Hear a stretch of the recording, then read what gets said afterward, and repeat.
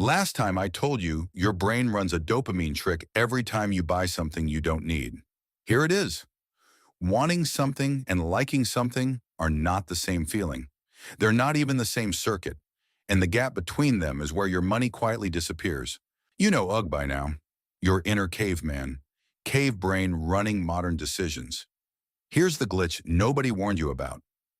UGG has two separate systems, one that makes you want a thing and a completely different one that makes you enjoy it once you have it. They were never supposed to run this far apart. But in a world built entirely to trigger the first one and starve the second, that gap has turned into a leak in your bank account you can't see because it doesn't feel like a mistake. It feels like desire.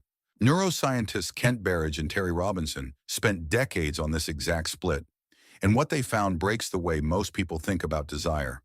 Wanting is run by dopamine, a big, loud, easily triggered system. Liking, the actual pleasure of having something, runs on a much smaller, quieter system that barely involves dopamine at all. In their lab, they could spike an animal's dopamine and watch its wanting go through the roof, reaching, working, craving the reward harder than ever. But its face, its actual pleasure reaction when it got the reward? Unchanged. Sometimes it wanted the thing twice as much while liking it exactly the same. Translate that to a Tuesday night, phone in hand. Dopamine doesn't fire when you get the package. It fires before. It fires at the ad, at the countdown timer, at only 3 left in stock. UGG lights up hardest at the reaching, not the having, which means the system driving your purchase was never built to reward the object. It was built to reward the chase. It gets worse. UGG doesn't even wait for you to decide. Researchers at Stanford put people in a brain scanner and showed them products, then prices, then asked them to buy or not. One brain region, the nucleus accumbens, the core of the wanting circuit, lit up the instant a desirable product appeared, before the price, before any thinking happened at all. That single flicker of activity predicted the purchase, not the person's stated opinion about the product, not how much they claimed to want it. A 3-second reflex before conscious thought caught up was already voting yes. You're not deciding to buy the thing. UGG already decided. You're just the one who types in the card number and calls it a choice. So what happens after UGG wins? The wanting resolves the second you click buy. That's the peak. That's the whole show. And then the liking system, the quiet one, the one that was never driving this, finally gets a turn. Most of the time, it has almost nothing to say. That's why the box sits unopened for 2 days. That's why the gym equipment becomes a coat rack by March.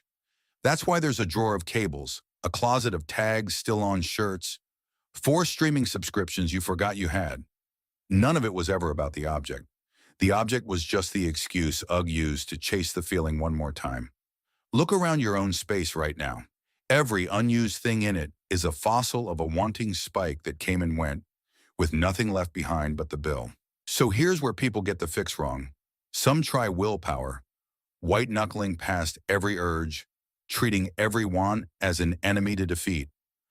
That's exhausting, and UGG always wins the war of attrition eventually. Others give up and just buy, telling themselves they'll enjoy it this time. They won't, not more than the last 9 times.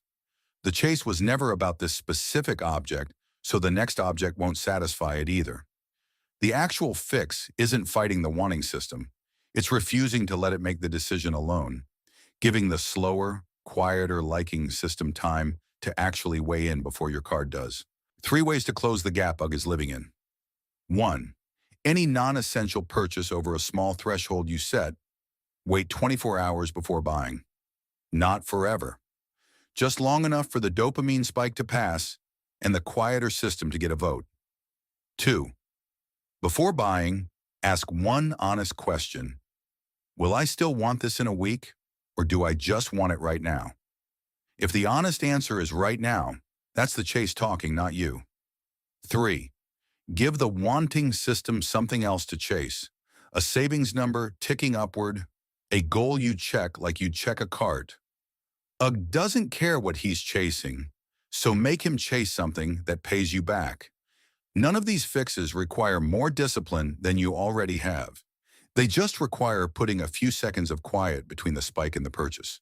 The things sitting unused around you right now aren't proof you have bad taste. They're proof the chase was always the real product. If you just recognize something in your own closet, subscribe. Because next time, I'm going to show you the single number that made you overpay for the last thing you bought before you even walked into the store. And how one small trick and how a price is shown can add hundreds to what you're willing to pay. Your wiring made you. It doesn't have to keep you. I'll see you in the next one.